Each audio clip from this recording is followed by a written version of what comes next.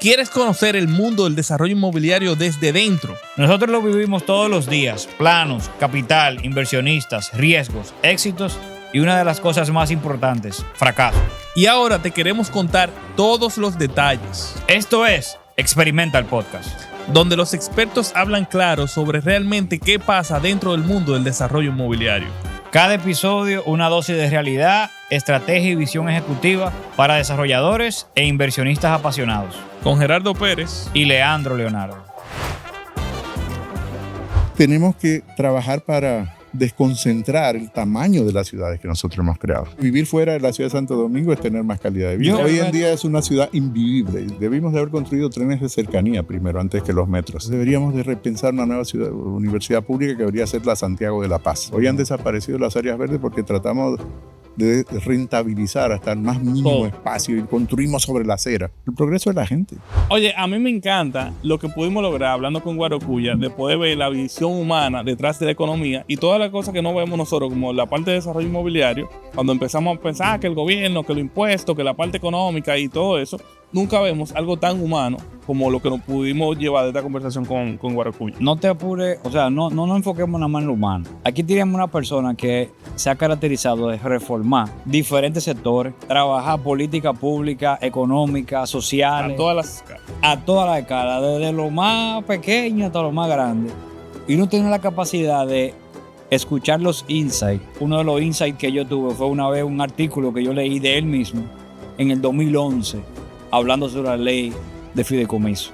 No ni siquiera de bajo costo, la ley 189-11. Y a partir de ahí fue que yo empecé como a dedicarle tiempo, energía. Y veo hoy, 15 años después, que la misma persona que yo leí da la razón por la cual las cosas están pasando en el día de hoy y lo que viene al futuro. El que no escuche este episodio, la realidad se está perdiendo de oro molido para el tema de inversiones, desarrollo inmobiliario y visión clara hacia dónde va el país y principalmente la región. Algo para mí que me llevé muchísimo también fue la forma con la que él pudo realmente básicamente dar incluso idea de posible desarrollo inmobiliario desde el sector público. 100%. Con el tema de la universidad que él estaba proponiendo, cómo podíamos revitalizar toda una zona, cómo cambiándole el nombre a una de las ciudades más importantes de Santo Domingo podemos hacer un super boom turístico y demás. Y simplemente la forma tan fácil con la que él puede soltar estas ideas que un desarrollador inmobiliario escucha y se lleva de aquí hasta oro para su propio proyecto. Comenten, automáticamente lo escuchen, díganos su visión. Óyeme, nadie se puede perder este episodio. Guarocuya Félix. Señor. Tú has diseñado políticas que han literalmente cambiado, economías que han hecho que el país mejore, que han hecho que el país cambie. Tú desde tu perspectiva, ¿has podido ver que realmente el país va en progreso o hay un desequilibrio? A ver, yo comenzaría casi conversando contigo, con ustedes, por la última parte, lo de desequilibrio. ¿Qué es un desequilibrio? Con relación a qué tú estás desequilibrado, ¿no? Y digamos que los economistas, por lo regular, que nos hemos convertido en una especie de brujos de la tribu, ¿no? En el sentido buena de forma que de verlo. sí, porque tenemos un lenguaje esotérico muchas veces para plantear temas que son de sentido común, pero que parecen muy sofisticados, ¿no? Entonces, digamos que dentro de esa sofisticación, entre comillas, utilizamos modelos para explicar la realidad, como prácticamente todas las disciplinas, la historia, la psicología, la ciencia en sentido general. Y en el caso de los economistas utilizamos lo que se denominan modelos de equilibrio general. Es un modelo que no existe en la vida real. Ese modelo te permite a ti aproximarte a la realidad y asumes, en la mayoría de los economistas, sobre todo neoclásicos, que todas las variables en un momento determinado están en equilibrio. Eso en la vida real no existe, es un modelo. Y por lo tanto, digamos que tú tiendes a ver la vida de acuerdo a ese modelo como algo deseable, sabiendo que eso no es la realidad, ni vas a llegar a esa realidad, pero te sirve a ti para extrapolar con relación a lo que tú tienes en un momento determinado. Por lo tanto, si asumimos ese modelo, siempre las economías en sentido general están en desequilibrio. Si no hay una economía que esté en equilibrio total, es el modelo solo. Y ese equilibrio o desequilibrio es un equilibrio, entre comillas, inestable. Es decir, siempre te estás moviendo. Por lo tanto, cuando enfocamos la economía desde el punto de vista de un modelo de equilibrio general, podemos decir que estamos más o menos en equilibrio, en desequilibrio, en función de qué tanto nos acercamos o nos alejamos de ese modelo. La economía dominicana, sí, la economía dominicana tiene muchos desequilibrios. Desequilibrio en el mercado de trabajo, porque el equilibrio sería cuando la oferta y la demanda en ese modelo se igualan. Es decir, toda la persona que anda buscando trabajo consigue trabajo. Ahí sería el equilibrio. En la vida real sabemos que no es así. En el trabajo. Sí, en el mercado de Pero trabajo. ahorita quizás Lo a mismo veces en el hay más mercado, posiciones lo mismo en que gente. Exacto. Lo Claro. mismo en el mercado financiero, Correcto. que todo lo que tú colocas de oferta de dinero también se coloca. No es así. En el modelo general sería eso, Claro. ¿no? De que todo esté en equilibrio entre la oferta y la demanda. En la vida real son equilibrios múltiples según el mercado y según segmentos de mercado, incluso según líneas de producto. Dicho esto, desde el punto de vista casi educativo, la economía dominicana está en desequilibrio. Hay algunos desequilibrios que son mucho más profundos que otros. Por ejemplo, tenemos desequilibrio en la balanza de pagos. Eso quiere decir, compramos más que lo que nosotros vendemos. ¿Cómo equilibramos entonces el ingreso? Lo equilibramos con remesas que vienen del exterior, que no se generan al interior de nuestra economía. Que he visto muy fríamente, de un punto de vista también de economía neoclásica, sería como el pago de un factor que la economía exportó, que es el factor trabajo. Eso es duro, ¿no? Porque el mercado de trabajo y las personas no son un recurso como el capital o como Los bienes. los bienes. Las personas tienen otro tipo de motivación. Hay la autovaloración, la autovalidación. Pero visto desde ese punto de vista de análisis neoclásico, estaríamos en desequilibrio. El mercado de trabajo en República Dominicana está en desequilibrio, el mercado de las viviendas. Por lo tanto, prácticamente todos los mercados están en desequilibrio. Y si lo viéramos, digamos, en los últimos 10 años, porque esa misma pregunta lo hubiéramos hecho hace 15, hace 20, hace 30 años, y la respuesta podría ser muy similar. La porque respuesta es todavía no se- similar. La respuesta es Exacto. similar en el sentido de que siempre los mercados están en desequilibrio. Exactamente. Entonces, Ahora, sí. desde el punto de vista de los flujos macroeconómicos, que normalmente es lo que más hablamos aquí los economistas, aquí pocas veces hablamos del desarrollo. Hablamos mucho de los flujos del momento. Entonces, si tenemos déficit fiscal o si tenemos superávit, si el ingreso de las personas está por encima o por debajo del costo de la canasta básica. Entonces, estamos hablando más siempre como de un flujo, más que del proceso de desarrollo en sí. Viéndolo desde el punto de vista macroeconómico, también estamos en desequilibrio. En este momento, algunos desequilibrios más profundos que hace por lo menos 4 años, 5 años, previo a la pandemia. La pandemia dejó secuelas muy importantes, y por lo tanto amplificó esos desequilibrios. Esos desequilibrios por el lado, por ejemplo, de los ingresos internos para cumplir con la cantidad de gasto que el sector público realiza, para tener números, orden de magnitud. Estamos hablando de que la economía, en sentido general, de cada 100 pesos que genera, el Estado captura unos 14 pesos en promedio.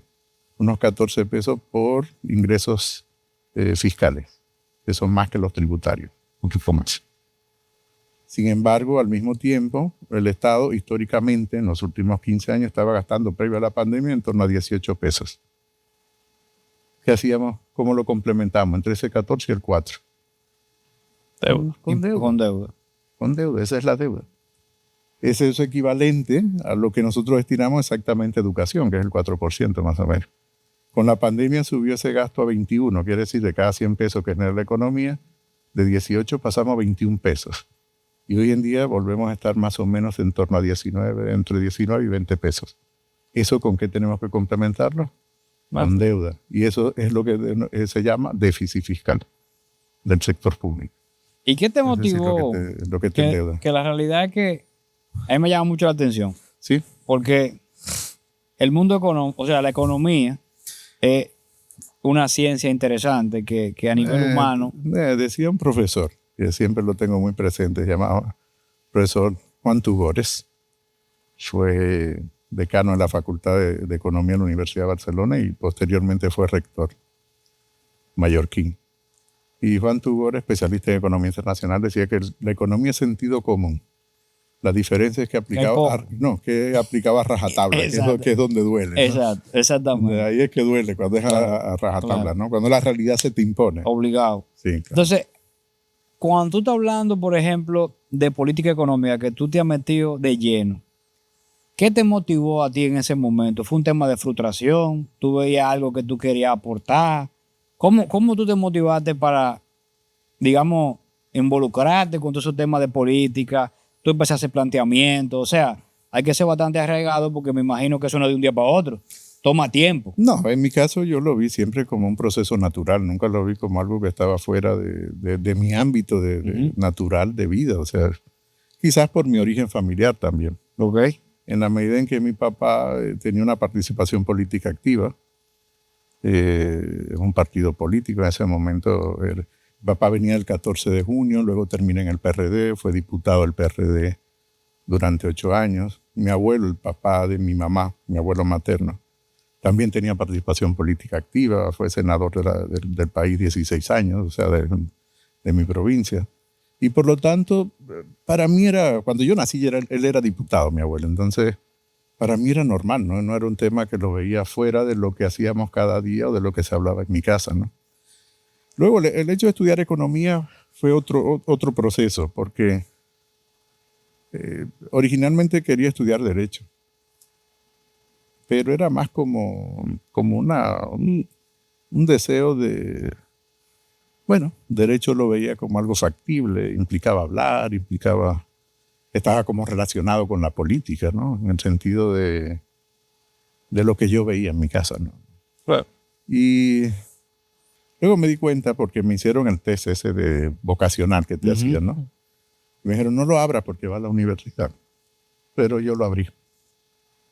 Y entonces el test me decía que pues, la psicóloga que hacía ese test, que era la psicóloga del colegio, me preguntó que si yo me había visto viviendo como abogado. Entonces me dijo, mira, pregúntale a un abogado, amigo de tu papá o alguien que tú conozcas, a ver qué hacen los abogados.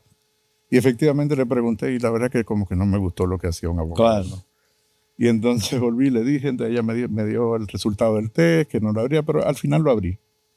Y entonces el test decía que yo era bueno en diseño, en cálculo. Y entonces, claro, no estaba, aunque los abogados hacen exactamente lo mismo, calculan diseño. Yo creo que todas las profesiones, eso era muy general. Y entonces, bueno, pues ahí estaba reflexionando. Hasta que un día leyendo el periódico, un tema de economía, pues no entendí nada, era solo el encaje legal. Dijo que yo tengo que entender esto. No había salido del colegio todavía, estaba casi saliendo. El famoso encaje legal. Claro, pero la mayor influencia vino de un amigo de mi papá que se llamaba Diego Bordas, que era abogado, que había hecho algunos cursos de economía en Colombia. Y entonces Diego fue muy importante en un momento de la historia del país. Fue en el gobierno Juan Bosch, fue ministro de Industria y Comercio. En ese momento cuando tenía agrupado el CEA y todo eso. Recuerden que acababan de matar a Trujillo. Es verdad que solo estuvo 30 días. A los 30 días tuvo que renunciar por un conflicto con una petrolera. El presidente Bosch le pide que renuncie. Y luego lo designa como responsable de la reforma agraria. Diego nunca cobró. Claro. Sí, por ese tema. Diego había vivido en el exilio de Trujillo y luego, después del golpe de Estado, vuelve al exilio, ¿no? Entonces, Diego Bordas fue el que más influyó. Diego me decía, yo tenía que estudiar economía y derecho. Y visto retrospectivamente, te diría, cónchole, qué sabio era Diego, ¿no? Porque al final de cuentas, cuando tú vas a hacer política económica, que es diferente a hacer análisis económico académico, en mi caso hago más política económica, influyo más en la política económica. Necesariamente una disposición económica tiene que plasmarse en una norma que tiene efectos jurídicos. Y por lo tanto es una combinación que tienes que hacer siempre de saber en el marco legal hasta dónde puedes llegar con una determinada disposición que tiene un efecto económico, que al mismo tiempo tiene un efecto jurídico. Entonces esa es la combinación que me decía Diego al momento de explicarme lo que en ese momento hacía la economía y el derecho y por qué él entendía que esa era la mejor combinación posible que debía hacer. Y digamos que de ahí viene el interés, ¿no? Pero para mí fue es su historia. Fue una historia. Es tu historia que yo no creo que yo quiero decir algo y realmente creo que se lo comenté a usted una vez en el café que no, o tú. Sí, por favor. Creo que te lo comenté en el café que compartimos de vez en cuando. Sí, claro. Yo le digo profesor también porque yo cogí varias clases y la realidad es que la segunda clase que yo cogí contigo, de verdad que a mí me explotó el cerebro. Y yo, sinceramente, peco como empresario que me fiscalizan bastante, ¿verdad? A mí todas las empresas, fiscalmente hablando, están arriba de uno, atentos, qué sé yo qué. Pero cuando yo lo vi exponiendo, yo dije, concho, lo detrás de todas esas fiscalizaciones hay demasiado tema humano. Sí, a ver. Y me sorprendió, y quise hacer esa analogía porque me sorprendió. Y yo dije, concho, yo tengo que ver cómo tenemos una conversación con Guarocuya. Porque es diferente a lo que yo me imaginé y posiblemente diferente a lo que el 90% de la gente, más el 99%, el 99% cree. Sí, a final de cuentas son temas humanos. La economía lo que estudia es un ámbito de las relaciones humanas que son las relaciones económicas. Uh-huh. Y los economistas, digamos, los economistas también van creciendo como se crece en cualquier otra disciplina, o en la filosofía, o en las ciencias como la física, y dentro de la física, dentro de un campo como la mecánica cuántica o la física relativista. Los economistas igual, no, tampoco es que es muy diferente, y es fundamentalmente comportamiento psicológico. Uh-huh. Es decir, los economistas, de hecho, hay 2 premios Nobel que son psicólogos, ¿no? Kahneman y Tversky, Uh-huh. que hablan sobre el tema de los sesgos, y son psicólogos, no son economistas. Y los modelos económicos están basados, incluyendo el modelo de equilibrio general, que se utiliza como marco teórico o marco de comparación de la economía, como explicaba al principio de la conversación. Son fundamentos psicológicos. Pero Cuya, y si eso lo llevamos, ahora que estamos hablando de la parte más humana, y se me crea la curiosidad, pocas personas han tenido la oportunidad de realmente proponer iniciativas políticas y demás que realmente cambien la forma que la gente vive o que la gente se relaciona con sus empresas, con el dinero y básicamente que pueden ir cambiando la sociedad. Entonces, ahora mi pregunta es a ti de manera más personal. Tú que has tenido la oportunidad de proponer distintas políticas, iniciativas, ser parte de proyecciones de la parte de política económica y demás, ¿tú has podido experimentar cómo realmente una de tus decisiones o propuestas ha cambiado la sociedad dominicana o Sí, la claro. forma de que la gente vive? Sí, claro. ¿Y cómo se ha Sí. sentido ser parte de eso? Háblame un poquito de esa experiencia que no mucha gente tiene acceso a eso. A ver, comenzaría con una pequeña historia, Claro que una sí. anécdota, ¿no? Y luego te explicaría más un poco cómo lo vivo o cómo lo he vivido, porque uno tiene aciertos y tiene errores también. Claro. No todos son aciertos. Recuerdo que siendo director nacional de planificación, todavía existía UNAPLAN, ya ustedes ni saben lo que fue UNAPLAN.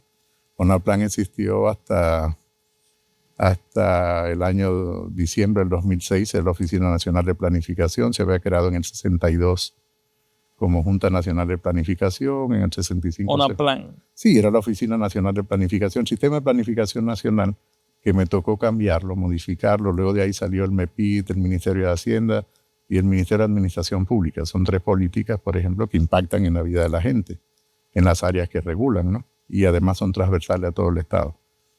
Y UNAPLAN, pues, muere, ¿no? En diciembre de 2006 y resurge como MEPIT, que es el Ministerio de Planificación y Desarrollo, que recientemente ha sido fusionado con Hacienda.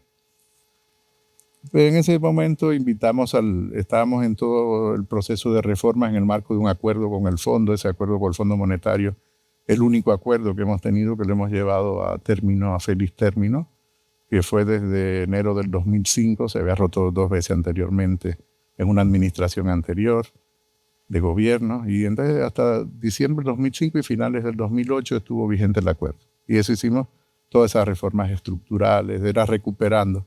Ya hace 20 años. Los jóvenes no saben de lo que estoy hablando, pero estábamos recuperando al país de una crisis que seguro sí han escuchado hablar, que es la crisis del Baninter, que fue que quebraron unos bancos. Eso implicó un impacto muy fuerte para la economía.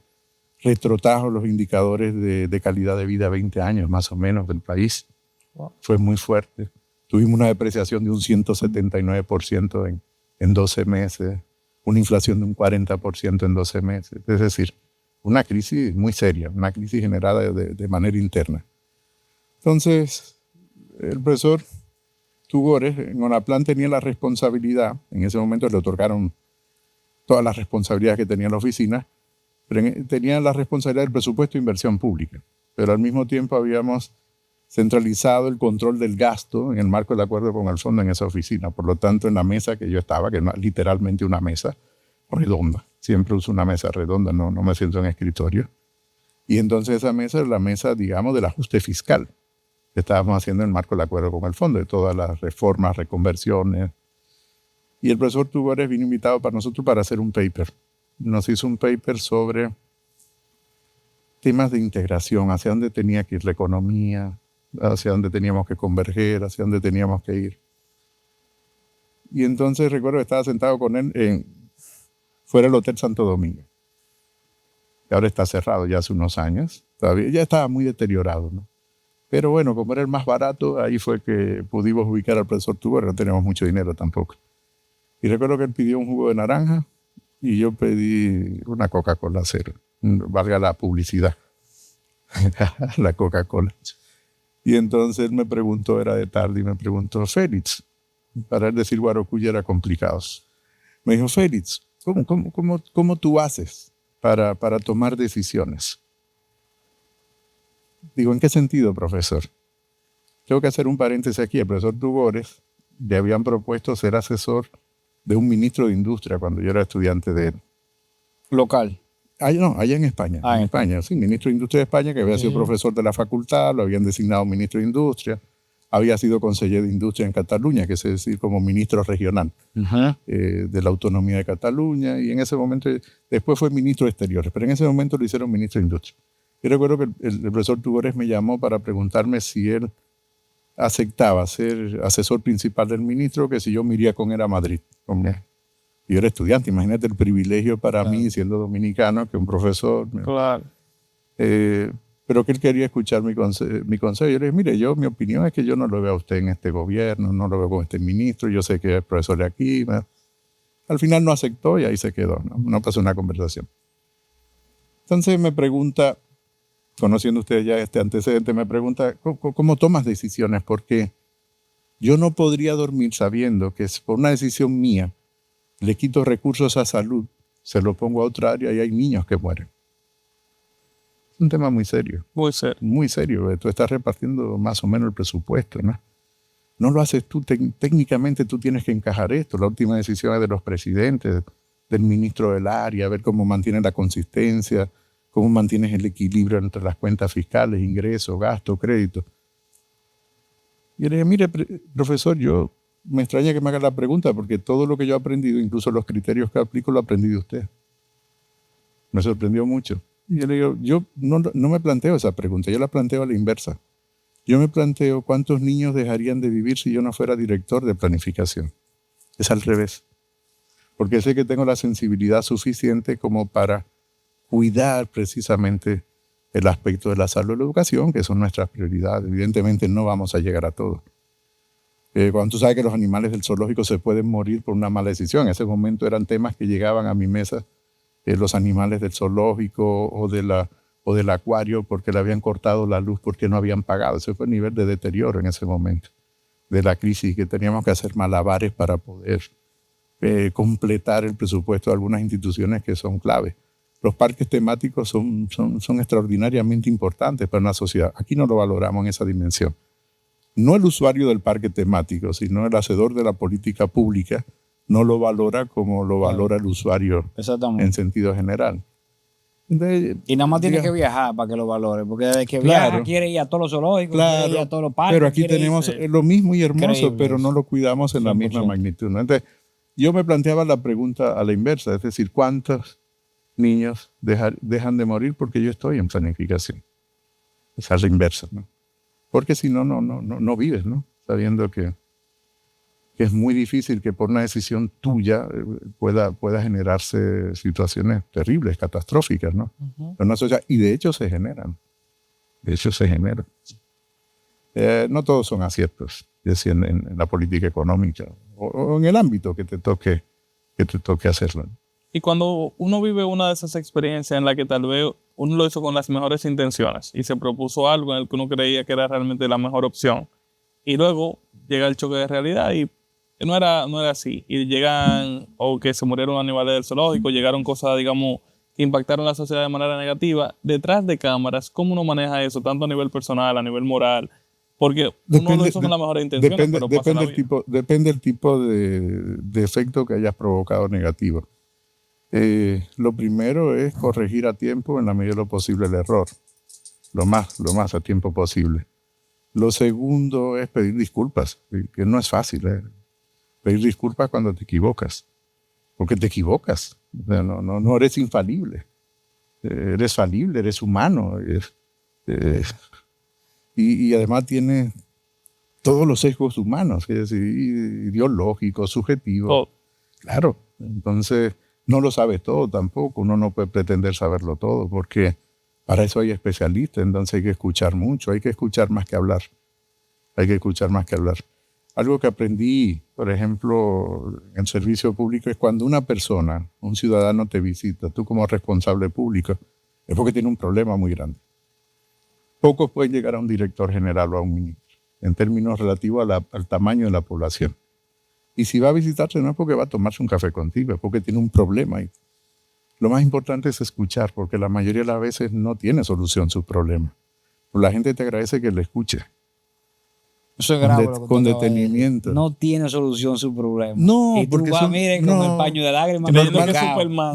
Normalmente la solución está en una combinación de elementos. No exactamente en una persona, como la persona lo enfoca. Esa es mi experiencia, ¿no? Sí. Sino que tienes que ser lo suficientemente creativo para poder dar una respuesta a una persona. Por ejemplo, qué sé yo, siendo director de impuestos, estaba en un centro comercial, no sé si puedo decir el nombre, pero sí. O sea, estaba en 360, recuerdo, y estaba con mi hijo, que fui a comer al área de comida, ¿no?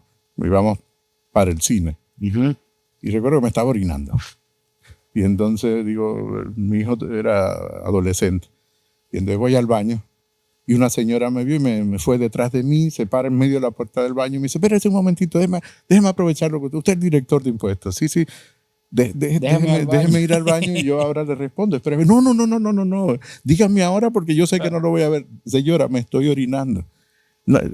No sé. Al final la señora, de tanto yo insistir porque me estaba orinando, entré y oriné y la señora estaba en la puerta. Claro. Y yo le dije, bueno, ahora dígame que ahora estoy más aliviado, ¿no? Me siento mejor, claro. Y estoy relajado. Cuéntame ahora me dice, no, mire, yo lo que pasa es que hice un traspaso de un carro y ese traspaso no se ha hecho y bueno, problema normal, pero que para ella era una montaña, es decir, para cualquier ciudadano. 100%. Incluyéndome a mí como ciudadano, ¿no?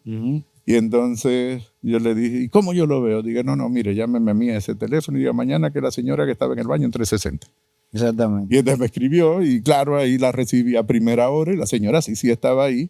No era la solución que ella quería, pero siempre se busca la solución que más encaja a la realidad que tiene esa persona. Entonces, lo más importante es entender que cuando tú estás en una posición pública eres un servidor público. Entonces, ahora mismo un paréntesis. Sí. ¿Usted fue de qué fecha a qué fecha director de la DGI?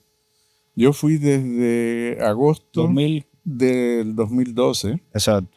hasta septiembre, hasta junio, finales de junio de 2016. 16. Sí. De ahí ya entonces me mandaron a Bandets. Claro. Lo que hoy es Bandets. Claro. Viejo BNB. Es algo que también, vamos a tocar ese tema, no quiero caminar para allá porque Bandets antes de eso está muy interesante para lo que estamos nosotros evaluando ahora. Se ha transformado. Sí, claro. Ha venido cambiando. De hecho me tocó a mí hacer la transformación. O sea, me tocó a mí hacerla. Antes de eso había estado en Valores, había sido superintendente del mercado de valores. De valores. Claro. Que eso básicamente fue en pañales. Cuando estábamos en pañales. Yo fui el tercer superintendente del mercado de valores. Me tocó hacer muchas reformas en ese mercado, sí, claro. Y antes de eso había estado como subsecretario de Planificación cuando eliminamos Zonaplan y creamos la Secretaría de Estado de Economía, Planificación y Desarrollo. Demasiado tema interesante. Muchas veces uno se pone en la creación de empleo, en la creación de riqueza, en la creación de estabilidad humana, y como que se mete en ese día a día y pierde como el foco de que para que exista esa realidad que se llama mercado, hay política. Sí, claro. A ver, el mercado es una institución social. Exactamente. Y para que el mercado exista tiene que haber leyes, reglas, normas, alguien que la haga y eso cumplir. son gente. Claro, son personas. O sea, son personas que salen y son los dicen, hacedores de política, correcto. son los jueces, son los que administran el sistema de justicia, el sistema de normas, claro. Y siguiendo esa misma línea. Me tocó, por ejemplo, en su momento presentar la ley que separaba el contencioso administrativo de la Cámara de Cuentas, por ejemplo. Hoy en día es el Tribunal Superior Administrativo. En ese momento todavía esa función la hacía la Cámara de Cuentas, lo hizo durante 100 y tantos años la función, pero lo separamos por primera vez previo a la entrada al Acuerdo de Libre Comercio con Estados Unidos. Estaba dentro de todo ese proceso de reforma porque también me tocó ser el responsable de la negociación de la entrada en el Acuerdo de Libre Comercio con Estados Unidos, siendo director de ONAPLAM. Es un tema que he hablado muy poco, ¿no? Pero fui el responsable de eso. Antes había trabajado estando en el sector privado, desde una consultora que es de Pradel y Asociados, DASA. Había trabajado en la negociación del acuerdo, en el cuarto de al lado. Teníamos la responsabilidad de acceso al mercado. Y luego la vida pues da unas vueltas extrañas y entonces, bueno, al final cayó en planificación la responsabilidad. Me cayó a mí para la entrada en vigencia del acuerdo, negociar la entrada en vigencia del acuerdo. Entonces aprendí ahí que tú puedes negociar un acuerdo, pero luego implementarlo es otra negociación. Es otra negociación. Es otra negociación. ¿Qué es más importante? ¿O cómo tú ves esa parte de la política económica? ¿El crecimiento con desorden o la falta de crecimiento? ¿Cómo tú visualizas esa parte? Digamos, ¿qué es mejor? ¿Crecer sin orden o la falta de crecimiento? A ver, yo creo que son dos opciones malas. Que estamos llegando, yo 100%. Dos opciones malas. Yo creo que aquí la menos mala. ¿Qué opciones? La menos mala. Me gusta saber. La menos mala de la opción es crecer. Ok. O sea, si no creces, no genera riqueza. 100%. Y si no genera riqueza, no puede distribuir. Las empresas no crecen, no se genera empleo. Por lo tanto, crecer es importante.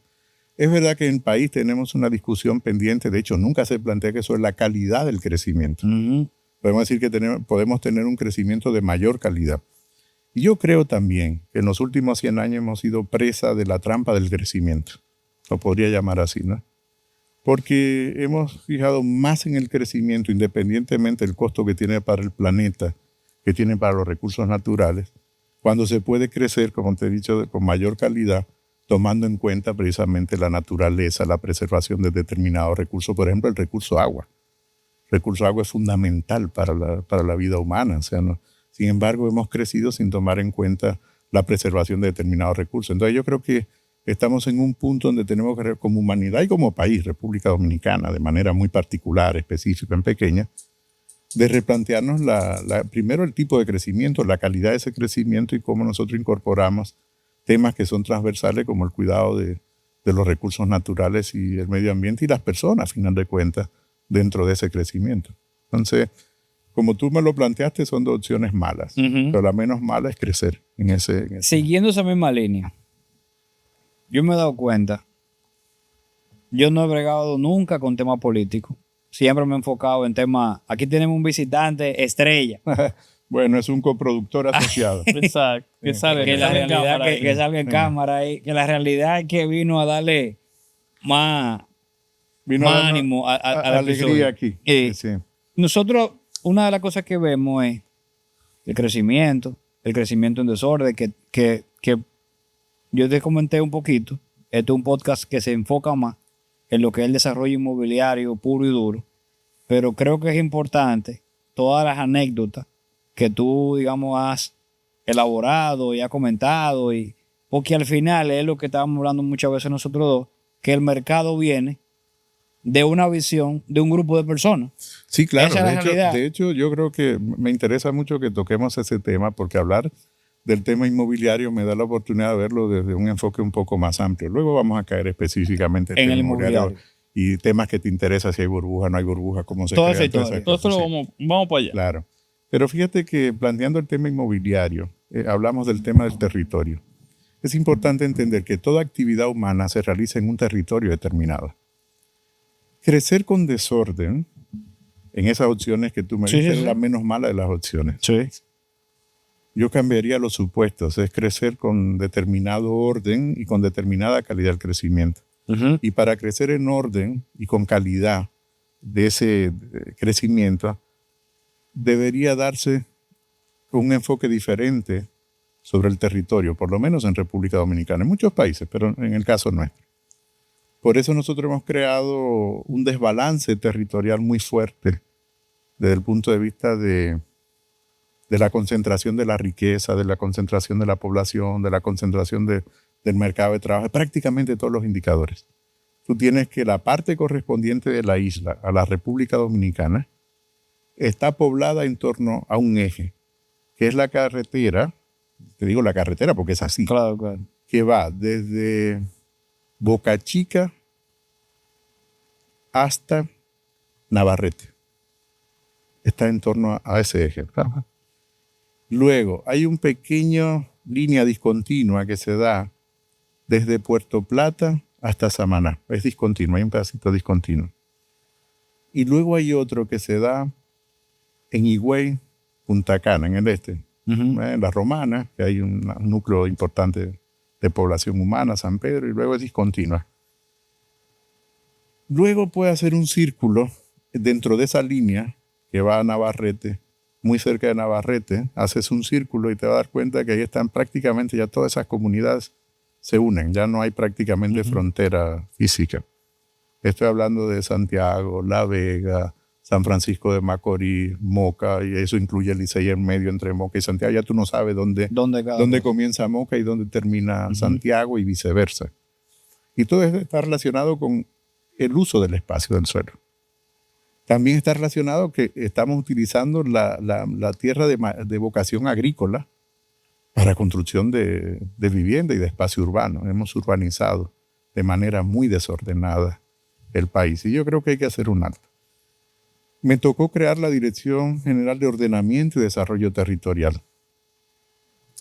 Lamentablemente acaban de desmontar ese sistema de planificación. Yo creo que hay un retroceso en el sistema de planificación pública.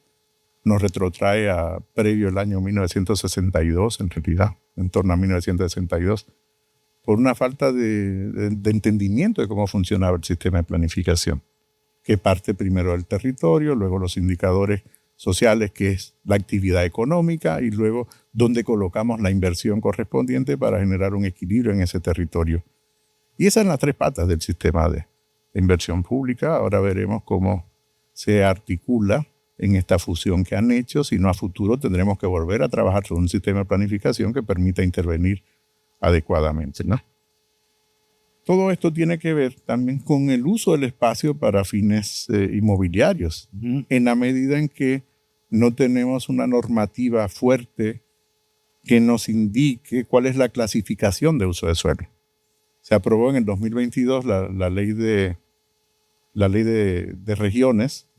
Nadie ha discutido públicamente ni se ha implementado. El país ahora está dividido en 10 regiones.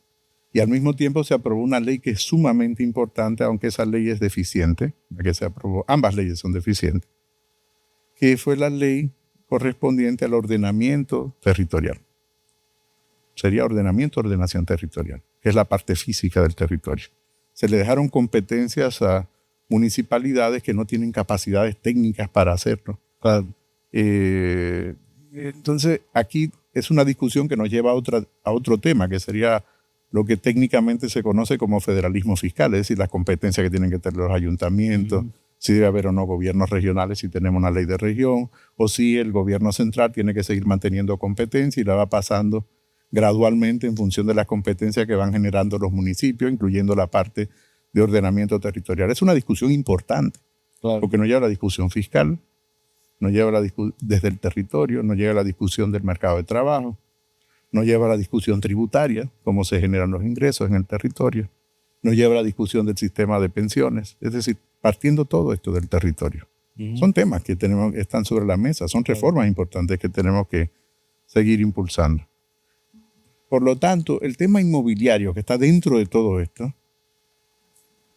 es un tema fundamental, porque además el sector inmobiliario es el motor más dinámico para el crecimiento económico, tal y como hemos definido el crecimiento económico.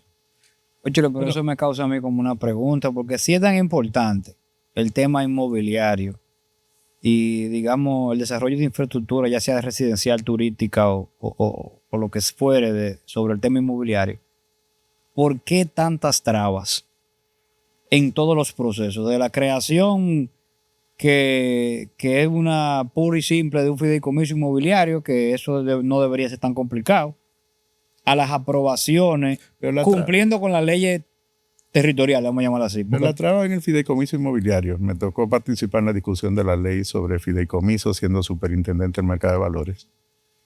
De hecho, también les contaré una anécdota, porque estoy lleno de anécdotas en ese sentido.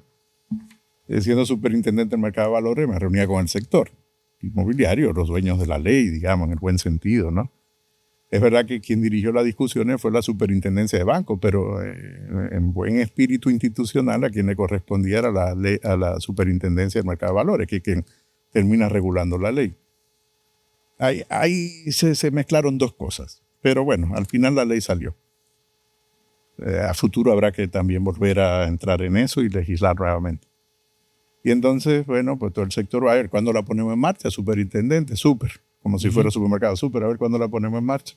Yo recuerdo enviar varias comunicaciones con impuestos, ir a visitar al director de impuestos de ese entonces, una persona muy agradable, Juan Hernández, hoy fallecido ya.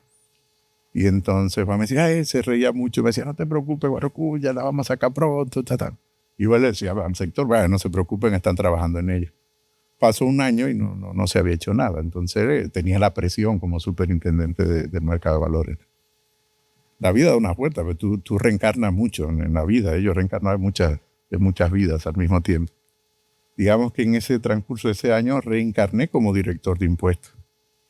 Y yo creo que la primera comunicación que firmé fue respondiéndome a la consulta que me había hecho yo mismo como superintendente del mercado de valores, diciéndole al superintendente sobre esa base de que nosotros ya comenzamos a trabajar y le pedía para articular un equipo. Cuando le pregunto al equipo de impuestos internos, ¿qué pasa aquí? ¿Por qué no se había respondido? Y entonces hubo alguien del equipo técnico de impuestos, un equipo extraordinario, un equipo excepcional de personas con mucha sensibilidad humana. Me dijeron, bueno, director, ¿cómo usted quiere que le responda? Y digo, no, con honestidad, porque tenemos que solucionar esto, tenemos que subsanar esto. Me dice que la verdad que nosotros nunca hemos entendido el tema.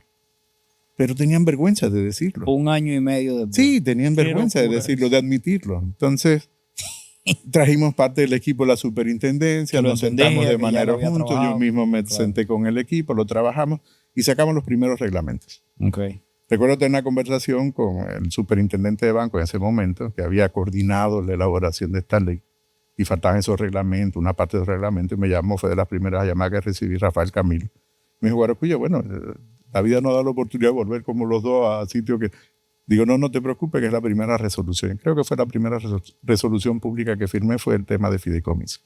¿A dónde quiero llegar con esto? Que hace falta mucha educación dentro del mismo sector público para facilitar a determinadas figuras y herramientas, sobre todo figuras jurídicas, que no son de uso tan común todavía, a pesar de que ya hace unos años, estamos hablando del 2011, 2012, 2013, hace 12, 13 años, para educar en el sentido de que esas figuras tienen que ser mucho más expeditas, porque hay un tema de mercado, un tema de oportunidad de negocios.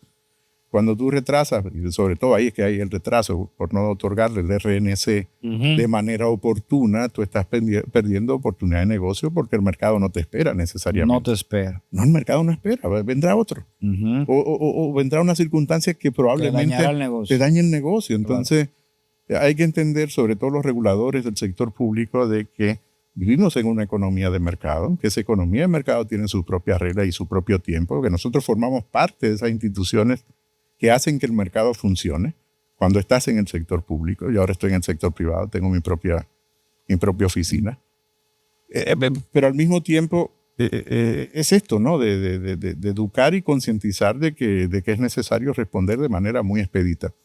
Creo que la tecnología hoy ayuda mucho.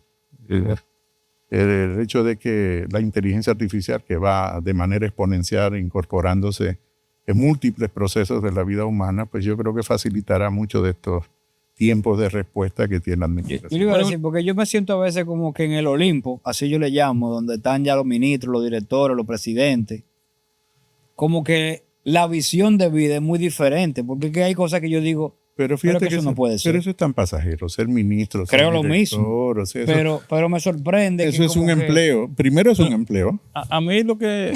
Yo no lo entiendo. No, para Tú me nada. dices, viejo, por ejemplo, ese reglamento, ¿cómo diablo eso dura 1 año y medio? No, pero yo estoy más Pero por lo que te preocupado estoy ahora explicando, claro. por la falta de entendimiento, porque necesitas entrenar, por ser necesariamente humilde en el hecho Sí, claro, de decir, mira, es que yo no sé, no. Hay que aprender a Ayúdenme decir con eso, ese claro, tema, claro. o pedir disculpas, lo que te decía. Pero, Sí. Guarocuya, ¿Entiendes? tú dijiste algo que en el sector de nosotros Sí. va a ser altamente preocupante primero, porque mucha de la audiencia de nosotros están vinculados al sector de desarrollo inmobiliario. No, Entonces, no se va a preocupar más de lo que ya está, porque yo no he dicho nada que el sector no pero sepa, yo el sector sabe yo que quiero es así. preguntarte de algo, a ver tu visión a futuro, que va a ser bien interesante. Porque tú mencionaste algo con el tema del ordenamiento territorial, de que lo que ya estaba estipulado anteriormente, digamos que estaba muy bien planteado y demás, pero por falta de entendimiento se hizo una nueva propuesta que es la nueva que va a entrar ahora. Ahí va a entrar el tema de densidades, todo eso. No, a ver, no dije exactamente eso. Dije que había una nueva normativa que no ha entrado totalmente Exacto. en vigencia, que están vinculadas. Es la ley de regiones. No sé si sabían ustedes que el país ahora se divide en 10 regiones. Esa ley es insuficiente con relación al mandato que establece la Constitución, Ok. pero por lo menos existe. Que ambas legislaciones se aprobaron en el 22 y que también está la ley de ordenamiento territorial, que está vinculada con la ley de regiones. Esas leyes todavía están pendientes de ponerse en funcionamiento. Esta administración, que finalmente las aprobó, son legislaciones que venían en discusión, en articulación desde mi etapa de director nacional de planificación. Mucho tiempo. Sí, claro. De hecho, si yo me pongo a pensar temas que son fundamentales, por ejemplo, como el hecho de que el país debería de converger, es decir, converger quiere decir parecernos en indicadores a los países que forman parte de la Organización para la Cooperación y el Desarrollo Económico. En lo personal, esto lo pensé en el 95. Cuando tú te pones de 1995, 30 años. ahora hace 30 años. Ey. Y entramos al país porque llevé al país, después de todas las reformas que hicimos entre el año 2005 y el 2008, 2009, entré al país al Centro de Desarrollo, que es como un preescolar antes de entrar a la escuela, que se llama Centro de Desarrollo de la OCDE, de la Organización para la Cooperación y el Desarrollo Económico. Otros países nos pidieron apoyo para entrar a ese centro, como Costa Rica, Colombia, hoy en día son miembros de la OCDE, de esa organización. Y República Dominicana se ha quedado en el Centro de Desarrollo, no avanzamos. No avanzamos. Entonces, bueno, tengo 30 años como arando en el desierto. Sin embargo, hace unos 2 meses, el presidente sacó un decreto diciendo que es una prioridad que el país forme parte de la OCDE. Entonces, eso para mí fue una gran satisfacción. Creo que hay defectos de diseño en el marco institucional para hacer eso, pero por lo menos está el decreto explícito de la necesidad y estableciéndolo como una prioridad de política pública. Entonces, bueno, ocurrió 30 años después. O sea, después que siendo estudiante lo pensaba, estando en Barcelona, ¿no? A quién queríamos nosotros parecer, ¿no? Claro. Entonces, muchas de las acciones que hice desde el ámbito de política pública en los diferentes espacios, siempre estuve pensando en cómo hacer, cómo adaptar las mejores prácticas de los países que son más exitosos dentro de la Organización para la Cooperación y el Desarrollo Económico de la República Dominicana, en el Sistema Nacional de Planificación, en la parte correspondiente a la hacienda pública. De ahí nace el Ministerio de Economía y Hacienda. No nace de otra manera. Este era un tema que iba caminando, por ejemplo, con Temístocles Montaz entre el año... Yo era ministro consejero en Madrid entre el 97 y el 2000. Temo Montaz fue secretario técnico de la presidencia a partir del año 98 y durante 2 años le acompañaba porque tenía que hacer la agenda, llevaba los temas económicos en la embajada en Madrid, la vinculación con el Ministerio de Economía, el Ministerio de Hacienda, bueno, los organismos económicos. Y entonces salíamos de los ministerios, íbamos caminando normalmente, cerca de la embajada, o tomando un taxi, y hablábamos de las reformas que teníamos que hacer si teníamos la posibilidad de volver al gobierno después de X años, ¿no? La vida lo dio en el 2004 y muchas de estas reformas ya las veníamos discutiendo, ¿no? Porque queríamos un país moderno, un país... De ahí nace la Estrategia Nacional de Desarrollo, de ahí nace la obligatoriedad de una Estrategia Nacional de Desarrollo que ojalá que le den el espacio que necesita. Ha desaparecido la agenda pública en este momento, ya no se discute la Estrategia Nacional de Desarrollo. Sin embargo, habría que actualizarla para el 2030, porque ahí vence la actual estrategia, ¿no? Y con la velocidad que tú ves que está pasando ahora mismo el tema del turismo, que sigue aumentando cada año, eso trae mucha economía, pero también con la parte de lo que estamos viendo en el sector inmobiliario, tenemos Santo Domingo lleno de torres, Santiago lleno de torres, Punta Cana y los demás centros, digamos, polos turísticos lleno de desarrollo inmobiliario. O sea, la dinamización del desarrollo inmobiliario posterior al COVID ha tenido una velocidad impresionante a nivel de Latinoamérica. Pero, ¿cómo nosotros podemos dar, que estamos del lado del desarrollo inmobiliario, qué está pasando detrás de cámaras para uno realmente poder equilibrar todo lo que está sucediendo a nivel privado, pero desde el lado público? Porque nosotros, el ciudadano común, que no ha sido parte de esa superestructura detrás del gobierno, uno piensa que el gobierno no está haciendo nada, o como que simplemente está cogiendo la migaja de la velocidad del sector privado. Entonces, ¿cómo realmente uno puede percibir un poquito diferente qué está sucediendo detrás? Porque la realidad es que el sector privado se mueve mucho más rápido que el sector público. Aunque ya usted no tiene la misma presencia que antes en la parte pública, porque estamos en la parte privada, usted tiene un entendimiento, bueno, tú tienes un entendimiento de todo eso, que Leandro y yo no hemos tenido la oportunidad en nuestra, digamos, más corta vida, de poder realmente entender qué La mía no sucede es muy detrás de larga cámara. tampoco. ¿Eh? 5 años más que nosotros. 5 años, No, cuidado. en Pero realidad- en esos en 5 años realidad tiene una pens- cantidad de En anécdotas. realidad, en realidad pensé que eran 3, no 5. Estamos cerca, estamos cerca. Sí. Entonces, Mira, ¿cómo podemos yo creo que entender tú qué haces pasa una allá pregunta interesante y yo lo plantearía desde otro enfoque Perfecto. y llegaremos ahí, ¿no?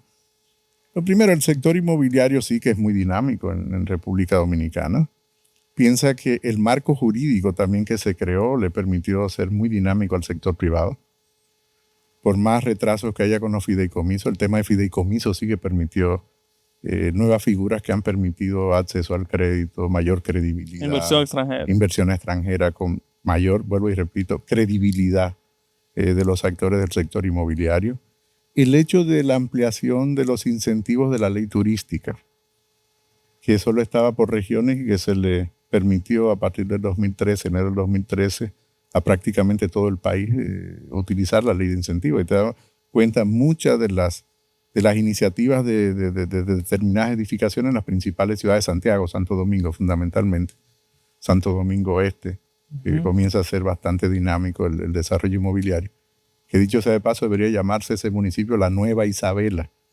Si le ponemos la Nueva Isabela, Santo Domingo de Guzmán no sería la ciudad más vieja de América, sino Santo Domingo Este. Interesante. Claro, y yo creo que eso es importante. Lo he No de que planteado, Cota el Faro, se lo como planteé, pusieron. no, para nada. Yo se lo planteé 2 veces a 2 alcaldes, nunca se hizo nada. La vieja Isabel. La Nueva Isabela, Isabel. si le ponemos la Nueva Isabela, es la ciudad más vieja de América. Además tiene el edificio en pie más viejo de América, que es una ermita que está al lado de Molinos Dominicanos. Oye, nada De los más Molinos. eso es un tremendo punto de Tema turismo. Por supuesto, y además el sentido de pertenencia te da orgullo, te da pertenencia a la ciudad. Pero bueno, yo creo que está siendo un municipio muy dinámico en términos del desarrollo también inmobiliario. Ahora, al mismo tiempo que tenemos este desarrollo con edificaciones modernas, temas nuevos, tenemos mucha marginalidad en las ciudades. Excesiva. Somos un país como a 4 o 5 velocidades, ¿no? Que va creciendo y desarrollándose a muchas velocidades y además que abre una grieta importante desde el punto de vista social y por lo tanto económico y eso se refleja en lo político al mismo tiempo.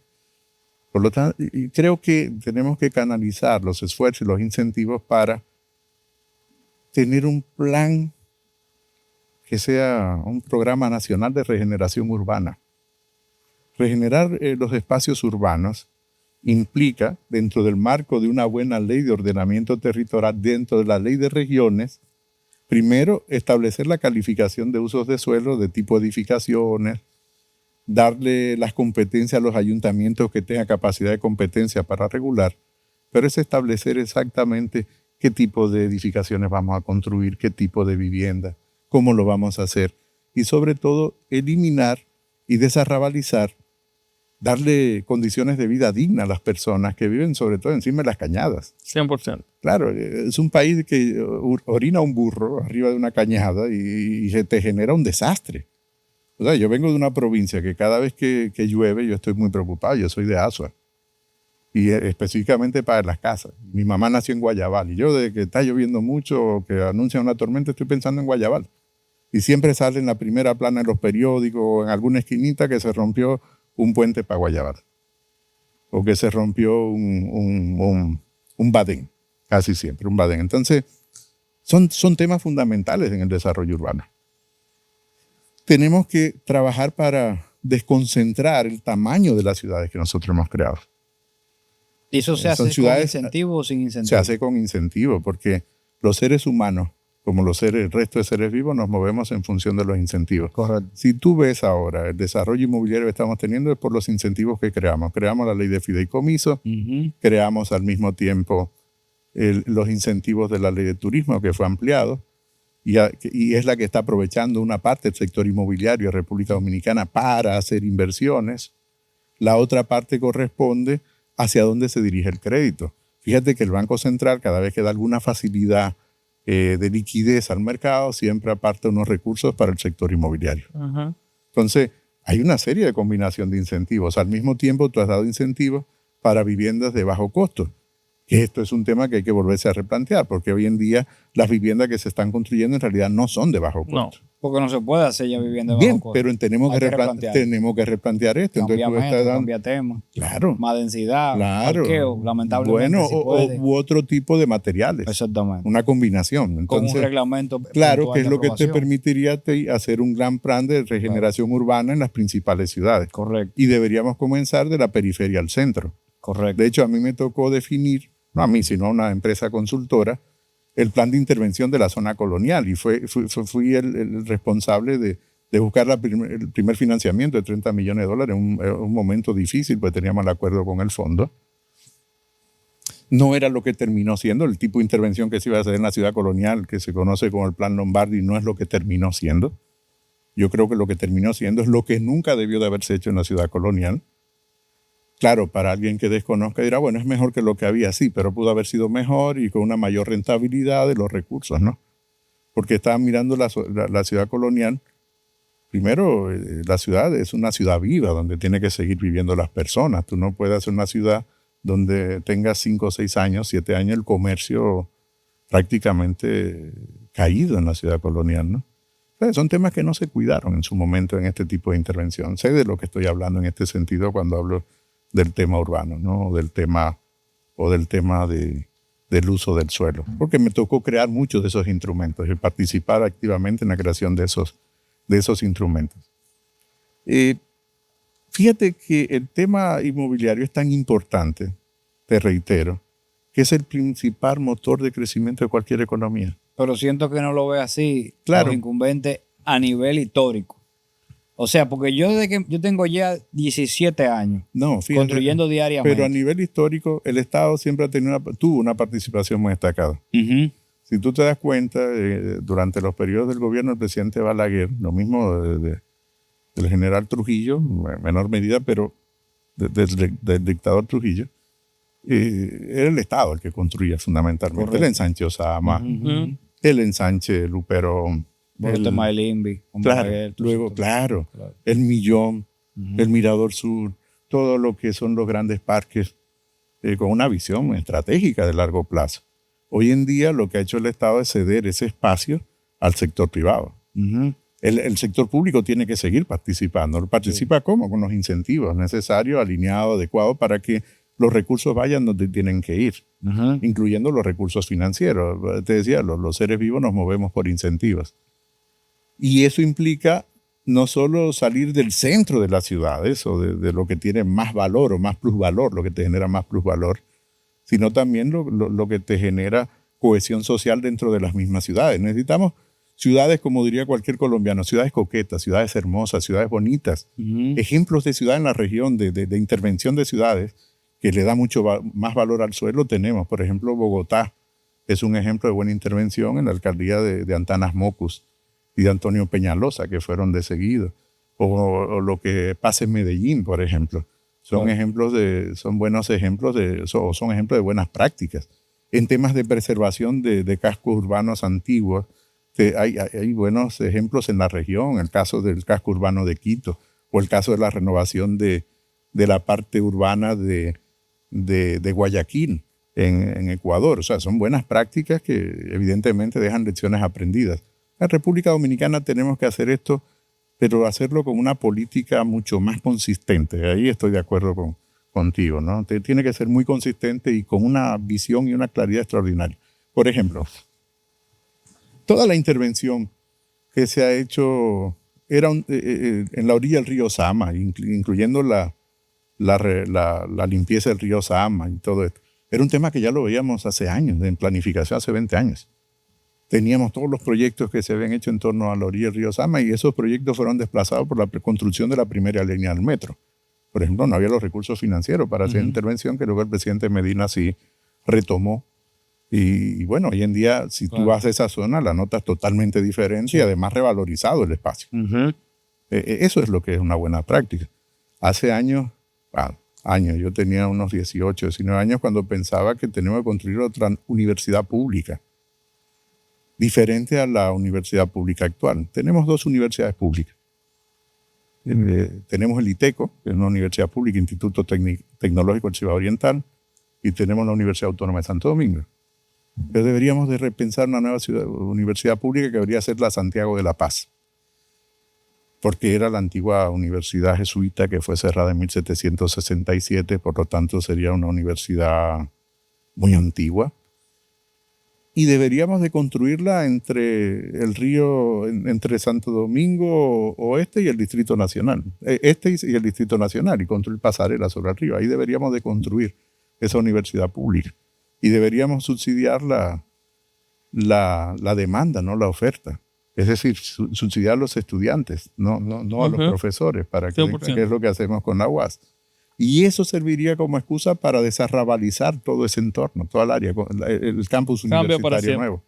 Claro, me estoy inventando un modelo. No, fue lo que pasó con el Guggenheim en Bilbao, fue lo que pasó con el Museo de Arte Moderno en Barcelona, en la zona vieja de la ciudad, donde tú tienes edificaciones muy icónicas, muy simbólicas, integradas con el entorno, con el ambiente, y que sirven como catalizador para revitalizar la zona. Y eso le da sentido humano y de pertenencia al 4%. Sin ninguna duda. Tú tienes cómo montar a todo lo que son de bulla hoy, porque ahora vivimos por las redes sociales bulla constante. Claro. Entonces tú con esa visión montas en la idea de que tú tienes que mantener el 4% a nivel regional, porque muchos países lo tienen.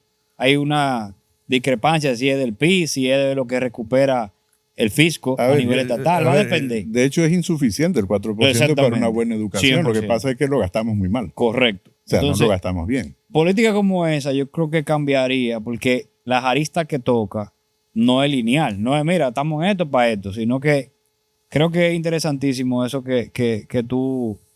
Claro, y eso implicaría repensar la actual Universidad Autónoma de Santo Domingo. Volver a más tecnológica o volver a menos tecnológica. No, y seguir siendo una gran universidad, repensar el tema de la universidad en el territorio. No pueden ser una universidad como municipio como estamos teniendo ahora. Tendría que ser una universidad por región. Tenemos 10 regiones, pues habría 13 campus universitarios, tomando que Santo Domingo, Monteplata, San Cristóbal forman un único eje cuasi único urbano. Y por lo tanto ahí tendrías que repensarlo, ese eje de macrociudad, que es lo que tenemos. Nosotros, de hecho, somos muy parecidos, salvando la distancia, a lo que ocurre en Cataluña. Cataluña es la región donde está Barcelona, es la capital. Muchos dominicanos viven allí y sabrán de lo que estoy hablando.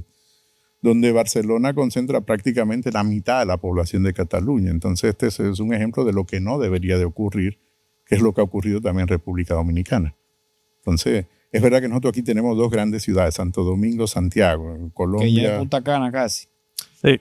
Bueno, está creciendo a una velocidad. Bueno, claro, pero Punta Cana está creciendo dentro de ese desorden, sin ningún tipo de dirección, sin ningún tipo de control de uso del espacio, y por lo tanto, cuando nosotros deberíamos haber propiciado, los poderes públicos con los instrumentos que tenemos, la creación de una ciudad ordenada, articulada, una ciudad hermosa, bonita, verde, con espacios verdes, porque...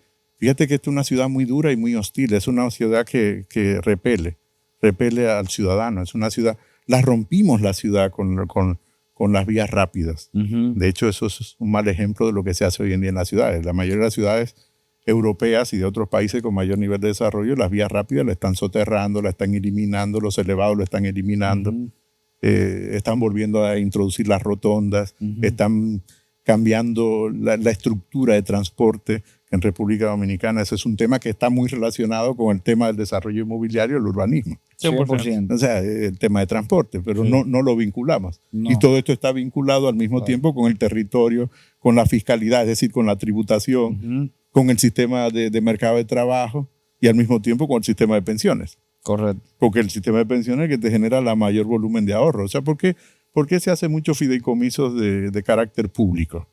Público no del Estado, sino público de participación pública, porque puedes accesar o fideicomiso cerrado a los fondos de pensiones. Claro. Bueno, Puya, Es una alternativa. y si nosotros ahora hacemos un print screen de lo que podría ser a futuro y se sienta aquí un desarrollador inmobiliario y te va a pedir consejo, vamos a hacer como un ejemplo, una metáfora, de que ¿qué consejo tú le podrías dar sobre lo que viene para el país, viendo todo lo que está pasando, las fluctuaciones que va a vivir el dólar, el crecimiento desorganizado, que ahora mismo está entrando mucho dinero, pues está saliendo mucho dinero, acabamos de vivir una crisis, las guerras que hay a nivel mundial que de una forma u otra han afectado al país, una infinidad de cosas? Alguien con tanta experiencia como tú, que tiene una visión mucho más global de todo, y nosotros tenemos en la audiencia muchos desarrolladores inmobiliarios que acaban de comprar terreno, están haciendo un nuevo proyecto, nosotros mismos tenemos muchos proyectos en ejecución en este momento. Entonces, si alguien se sienta en este momento y quiere, como dicen en inglés, speak your brain, como entender un poquito con tu cerebro qué tú estás viendo a futuro, qué viene para la República Dominicana, que uno más o menos podría tener en cuenta, tanto para sacarle provecho como para tener más precaución, ¿qué tú podrías decir que sea un mensaje importante para lo que viene para la República Dominicana a nivel de, específicamente para el desarrollo inmobiliario? Que utilicen ChatGPT. Y no, lo digo, pero lo digo muy en serio, no lo digo en broma.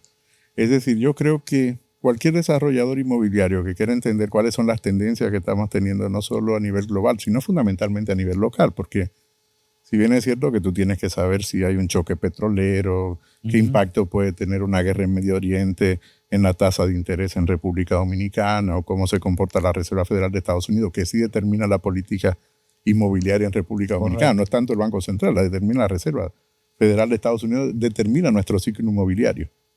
¿Que usted considera Somos dependientes de lo que hace la Reserva Federal de Estados Unidos. Por lo tanto, nuestro ciclo inmobiliario depende mucho de lo que ocurre en la Reserva Federal de Estados Unidos. Esto es importante. Es muy importante. Muy importante Entenderlo, ese porque detalle. cuando la Reserva Federal de Estados Unidos mueve el precio del dinero, tenemos que moverlo hacia arriba o hacia abajo, exactamente en la misma dirección. Somos tomadores de precio. ¿De acuerdo? Entonces, ese sí es un punto importante. Y cuando te digo ChatGPT, porque yo estaría creando un modelo en este momento, si estuviera trabajando o alguien me contratase para trabajar en este momento en el sector inmobiliario, pues estaría creando un modelo con inteligencia artificial de análisis para el sector donde incluyera toda la legislación correspondiente. ¿Por qué? Sobre todo la legislación de regiones, la legislación, por supuesto, las legislaciones municipales correspondientes y la legislación del Ministerio de Vivienda recientemente, bueno, ya no tan recientemente, pero creado y que tiene capacidades normativas y regulatorias que no existían hace unos años o que estaban muy dispersas, y lo que hace que los ha agrupado y que intenta ahora abrirse camino con esas regulaciones. Al principio será muy duro, muy incómodo, generará muchos problemas hasta que todos entendamos cuáles son las reglas del juego. Tomaría esto, crearía un modelo y vería cuál es mi modelo de negocio dentro de ese esquema regulatorio, incluyendo las figuras jurídicas que tengo para acceso al financiamiento, para dar credibilidad dentro del mercado. Pero ahora mismo usted ve algo que lo preocupa. En el corto plazo. Sí. A ver, en el corto plazo, para cualquiera que esté en el sector inmobiliario haciendo inversiones, la mayor preocupación son los tipos de interés, en un primer momento. Esa es la mayor preocupación. Y los tipos de interés, porque son los que determinan, en una parte, no en todo, el acceso al crédito de las personas que te van a comprar.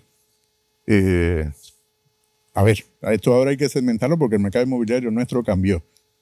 Ya nosotros sabemos que el que construye una plaza, una gran plaza comercial no vende, por lo tanto no importa que tenga acceso al crédito, no va a vender. Lo que busca es una rentabilidad, un flujo, y que esas plazas comerciales o edificios de oficina te lo están comprando los fondos de inversiones para generar un flujo que le permita tener una rentabilidad, que le permita un margen de beneficio y luego pasar una parte de esos recursos a los fondos de pensiones que ha financiado la compra del edificio y la construcción del edificio. El mercado inmobiliario te cambió.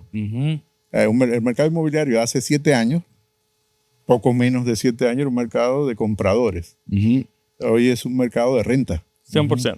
No es de venta. Que no ha llegado a la vivienda eso todavía. Todavía no ha llegado, pero va a llegar. Va a llegar. Entonces, que Va a yo llegar por tomaría varios la ley de factores. alquileres. Sí, Dentro de ese exactamente. modelo, la ley de alquileres, se estaría mirando cómo se me va a comportar dentro de la ley de alquileres. ¿Por qué?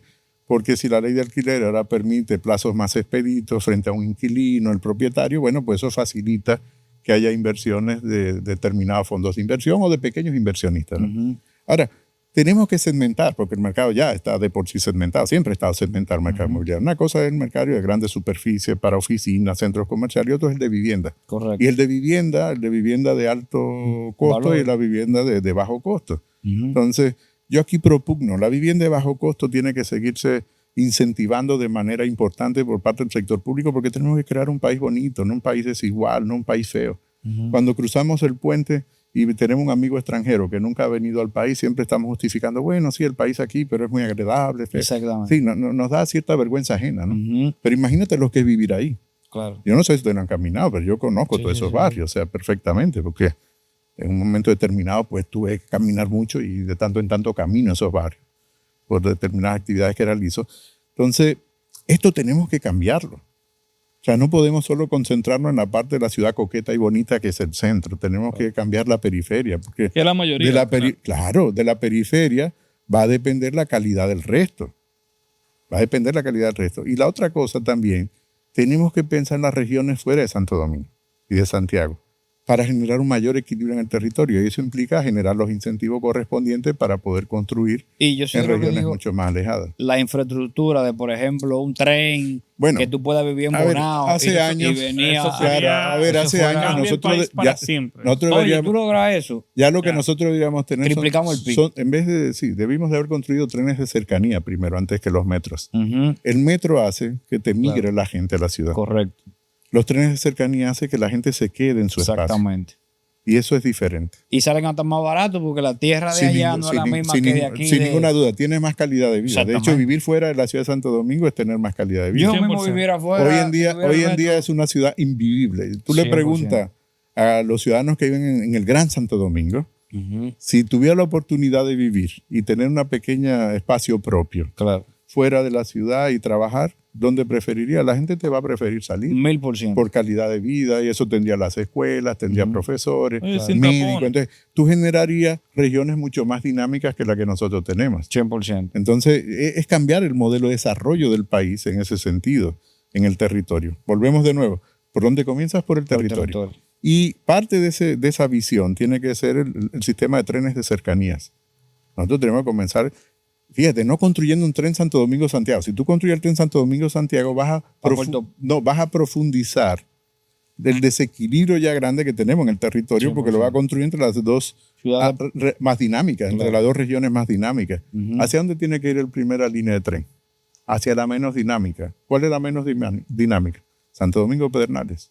Y 100%. luego tienes que tirar el ramal correspondiente hacia Elías Piña o Santo Domingo Elías Piña y tiras el ramal correspondiente hasta Pedernales. Y luego tienes que tirar en un sistema de trenes circular como las carreteras que tienen que ser circular, no solo las troncales, del interior de cada región. Claro. Por eso estaba pensado el tema de regiones, de las 10 regiones, para verla como un ente vivo en sí mismo. Y además que te permita a ti generar las cuentas nacionales e herramientas para hacer cuál es el PIB regional, cómo crece ese PIB con relación al PIB que tú tendrías como objetivo. Ese es el modelo de planificación de largo plazo que habíamos enseñado y que lo han desmontado con la fusión del sistema, ¿no? De planificación. Ya Es otra cosa. concluyendo, porque la realidad es que esta conversación, ojalá que podamos nosotros, como yo digo, una 2.0. Claro, Y ir profundizando temas Bueno, puntuales. es que hay muchos temas. Porque hay muchos temas Cuando tú que quieras. tú tienes la capacidad de llegar y desmenuzar de una manera que yo sé que transformaremos la visión, que es nuestro interés, de esos desarrolladores que hoy nos están mirando. Porque muchas veces nosotros nos basamos, tenemos un solar de 1000 metros, hay que ver qué nos permite el ayuntamiento aquí, para ver que nosotros no podemos ganar en par de pesos. La visión del desarrollo es cambiar la calidad de vida de la gente. Así es. No Y- necesariamente hacer un edificio. No, Entonces, para que tú tengas la capacidad de cambiar comunidad, de cambiar visión, cambiar vida, es a través de entender hacia dónde va nuestro país o buscar la manera. no, y también exigir la creación Eso de mismo, instrumentos, buscar la porque, manera porque no para que está solo el sector público. Exactamente. El ayuntamiento probablemente por sí solo no tiene esas No tiene la capacidades capacidad. para poderlo definir, pero si lo desarrolle, desarrolladores que están en Santo Domingo, me Sí, sí, refiero, sí. el ayuntamiento de Santo Domingo, si van con planteamientos que sean viables, que sean Claro. honestos, que sean serios, y se hace la mezcla correspondiente a la normativa más adecuada para ellos, sin duda que el ayuntamiento lo va a agradecer, Claro. independientemente de quién gestione el ayuntamiento. Sí. No se puede ver solo la rentabilidad de corto plazo, que es una rentabilidad financiera. 100%. En el caso del tema inmobiliario, la rentabilidad es a largo plazo, a corto plazo para el desarrollador, probablemente, pero a largo plazo para el usuario. 100%. En el sentido de que cuando tú compras una vivienda, probablemente estás pensando que será para toda tu vida. Entonces, ese es un tema muy serio, porque es algo espiritual para las personas. O sea, tener un espacio que te dé tranquilidad. Cuando tú logras conseguir una pequeña urbanización o un bloque de edificios donde hay una pequeña área verde, te cambia la vida. 100%. Hoy han desaparecido las áreas verdes porque tratamos de rentabilizar hasta el más mínimo espacio y construimos sobre la acera. Y si tenemos que robarle un poquito a la acera, se la robamos. Entonces, yo creo que es repensar esto, ¿no? O sea, no puede ser. Una ciudad es física, es espiritual, pero Claro. entra por los ojos. Claro. Cuando nosotros salimos de aquí y vamos a ciudades de Europa o ciudades de algunos países de América Latina, mismo Bogotá, algunas zonas de Bogotá, incluso Buenos Aires, algunas zonas, decimos, oh, qué bonito es esto, yo aquí viviría, ¿por qué nosotros no podemos hacerlo? Claro que podemos hacerlo, es un asunto de los incentivos y de la visión que se tiene, y la visión que se tiene. Claro. Cuando queremos lo hacemos, tenemos la capacidad, fíjate que el país ya no es tan pobre para decir que no podemos. Es sobre cómo nosotros establecemos las prioridades, a dónde canalizamos los recursos de manera adecuada y que sea rentable, como te digo, no solo financieramente en el corto plazo para el desarrollador, sino espiritualmente para las personas cuando compran una vivienda o compran un espacio. Un espacio, por ejemplo, mira un modelo de plaza que ya no se construye, el modelo de la plaza que está bueno, ahí le llaman Naco, pero esa es la Arboleda, en la Gustavo Mejía Ricard, la plaza Paseo Del parque. Paseo del Parque, no, Paseo de la Castellana, o no sé cómo se llama, plaza. Es una plaza nueva que han hecho antes del supermercado. Paseo del Parque. Paseo del Parque. Es una plaza que todavía mantiene espacios verdes, te da gusto sentarte Dejó allí. pérdida. Yo creo que dejó pérdida. ¿Tú crees? Sí. Es muy probable. Sí, porque- Es Por muy el tema probable. económico y lo que Y el uso del rentabiliza, la espacio, vaina, claro, o sea, los usos de espacio. no, es bella, ha ganado premios de todo, pero ha tenido temas. Claro, pero muy entonces ahí adicionales. intervienen los poderes públicos Estoy de para acuerdo. decir, ok, estos son los requerimientos que yo necesito. Correcto. A ver, porque los poderes públicos son los que te hacen que sea rentable o no, en función de la regulación que tú tengas y de los criterios para construir este claro. tipo de espacios. Entonces, es una llamada a ambas partes, ¿no? 100%. A los poderes públicos y al desarrollador. El desarrollador también para que exija que su inversión también sea de mayor calidad. 100%. O sea, sea de mucho mayor Y calidad. ya concluyendo, yo tengo una pregunta, ya que hemos hablado de tantas reformas, tantos números, tanta visión. Si yo le pregunto a Guarocuya, ¿qué significa para ti la palabra progreso? ¿Qué sería? Es la felicidad y el bienestar de la gente. No hay otra. O sea, no puede haber progreso si no hay personas que tengan bienestar. El progreso es la gente. No es un edificio. No es un elevado. No es un metro. El progreso es la felicidad de la gente, el bienestar de la gente. Cuando la gente tiene la capacidad cada día de cubrir sus necesidades. Cuando la gente tiene derecho al ocio. Es decir, a tener espacios lúdicos. Yo a futuro percibo que el mundo tiene que ir. Y la República Dominicana, por ejemplo, a jornadas de trabajo de 4 días. Imagínate trabajar 4 días y tener 3 días para tu familia. Yo creo que tenemos que tener lo que en Europa, sobre todo en los países del norte, también los del sur, llaman conciliación laboral.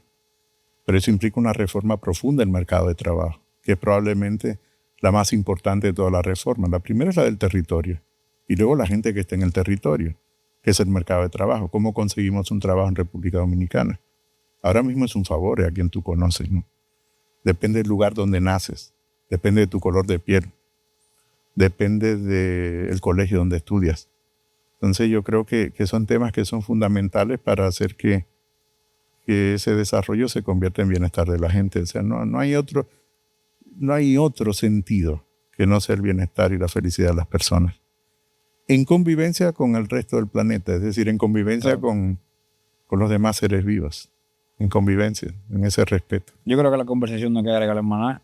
Guarocuya, un Sí. millón de gracias por tu tiempo. No, gracias a ustedes por la oportunidad que me dan de conversar y cuando quieran A mí me encantaría, pues hay unos cuantos temas aquí que... Señora, acuérdense Pues de sí, lo claro. que en dice. detalle ahí. Denle la Claro. campanita, que la gente aquí nada más quiere estar mandándonos privado, que está muy chulo, que debemos de seguir haciéndolo, que preguntemos lo otro, comenten, denle la campanita y realmente compartan este tipo de episodios a personas que de verdad ustedes consideren que lo necesitan. O sea que, nada, de verdad no quiero agregar más No, nada. a ustedes dos muchas gracias y por estar aquí con Biel, que salió un momentito. Es así, Importante, es importante, ya va a salir. Gracias, hasta la próxima.